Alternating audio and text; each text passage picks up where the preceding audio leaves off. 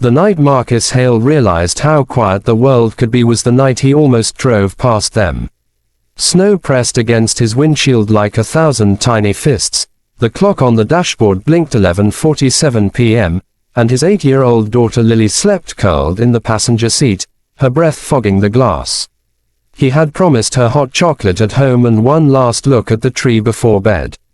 Then he saw the bench at the bus stop, and the two figures sitting there, holding hands as if letting go would make them disappear. Marcus slowed without meaning to. Christmas Eve had a way of making guilt loud, and loneliness louder. He told himself someone else would stop. He told himself he was tired, that he had done enough this year just surviving. He told himself his life had no room for surprises. And yet the car idled, the heater hummed, and the snow kept falling, as if time itself had paused to wait for him to decide who he was going to be.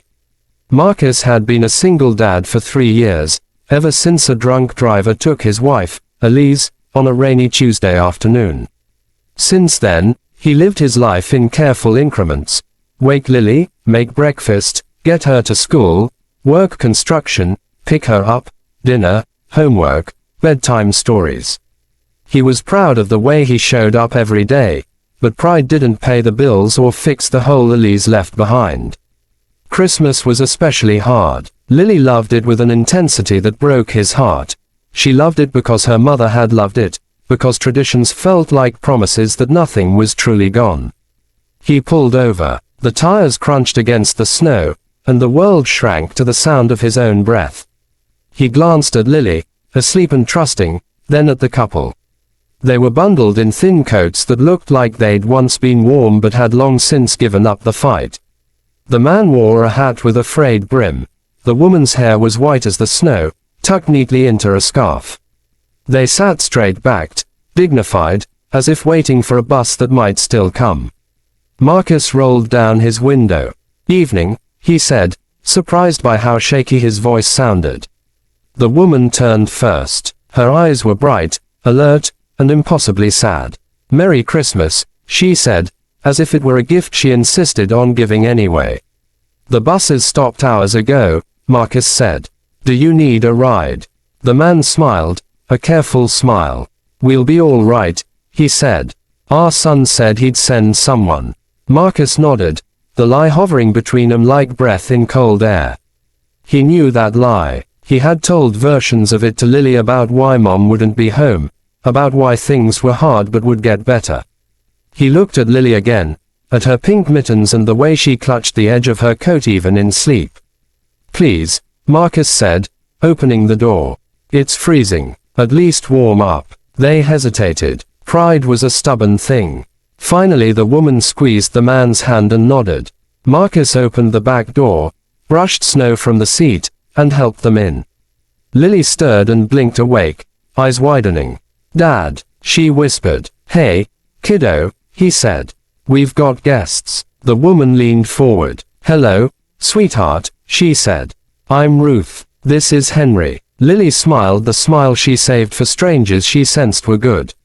"Merry Christmas," she said. "Merry Christmas," Henry echoed, his voice thick. The heater blasted warmth, and silence filled the car. Marcus drove toward his small house on the edge of town, telling himself he'd drop them somewhere warm, a shelter maybe, and that would be that. But as the miles passed, Ruth began to speak, the words tumbling out like they had been waiting for permission. Their son had invited them for Christmas, she said. He had a big house now, a promotion, a life that was very full. He told them to take the bus. He'd meet them when they arrived. When they got there, no one answered the door. Calls went to voicemail. Hours passed. Night fell. Finally, embarrassed and cold, they left and waited at the bus stop, believing it was all a misunderstanding that would be explained any minute now. Marcus felt something hard settle in his chest. He knew what it was to be forgotten, to be left holding a hope that hurt your hands. When they pulled into his driveway, Marcus's plan unraveled completely. Lily was wide awake now, watching the snow swirl in the porch light.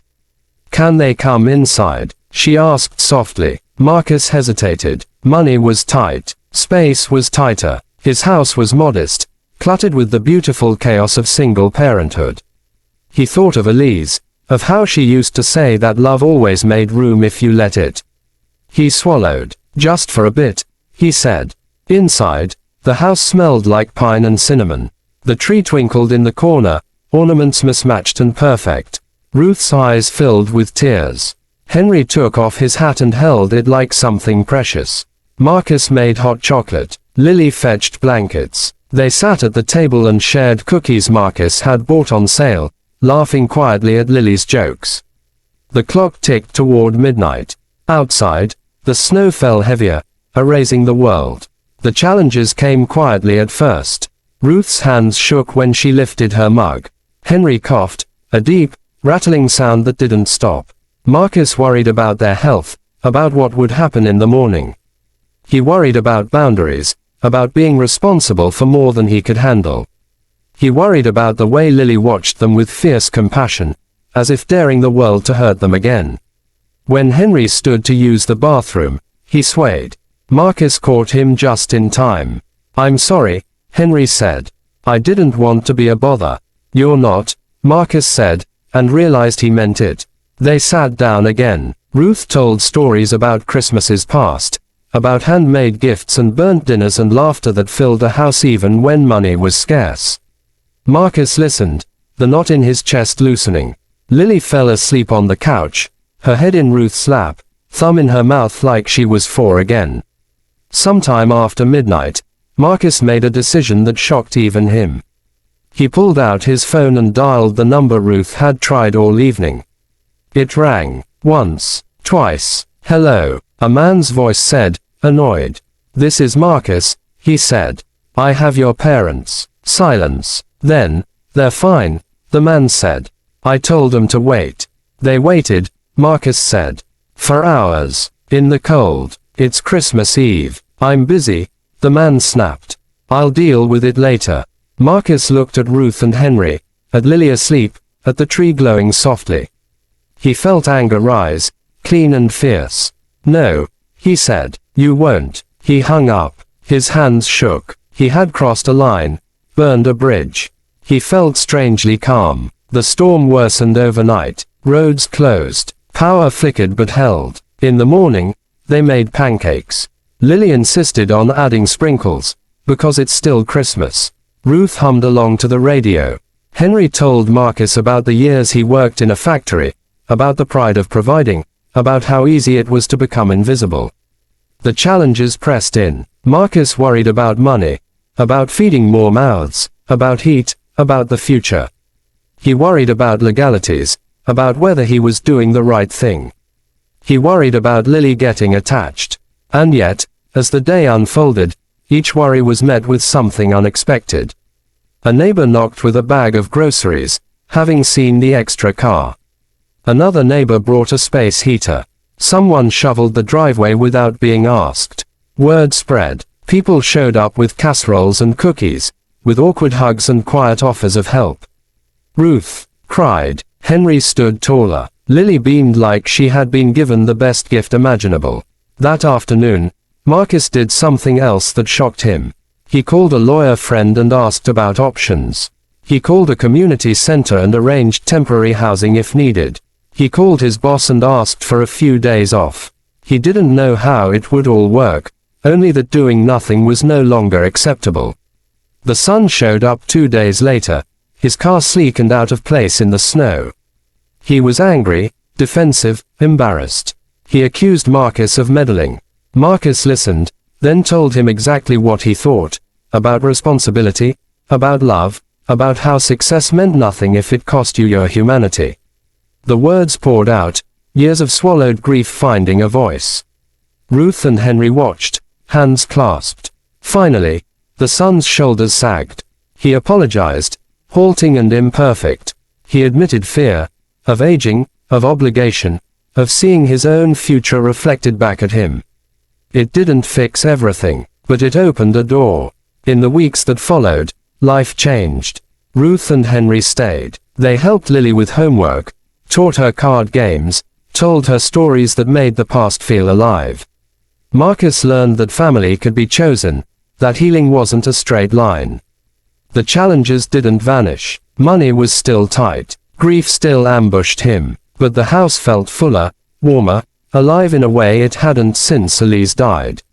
On a quiet night long after the decorations came down, Marcus stood at the window and watched the snow fall again. Lily slept upstairs, safe and dreaming. Ruth knitted by the fire. Henry read, glasses perched on his nose. Marcus thought about that moment at the bus stop, about how close he had come to driving on. He understood then that the shocking thing wasn't what he did next. It was what happens when ordinary people choose not to look away. The world would still be hard. People would still disappoint each other. But kindness, once set in motion, had a way of echoing. And sometimes, on the coldest nights, it only took one stopped car to remind everyone that no one should be left waiting in the dark.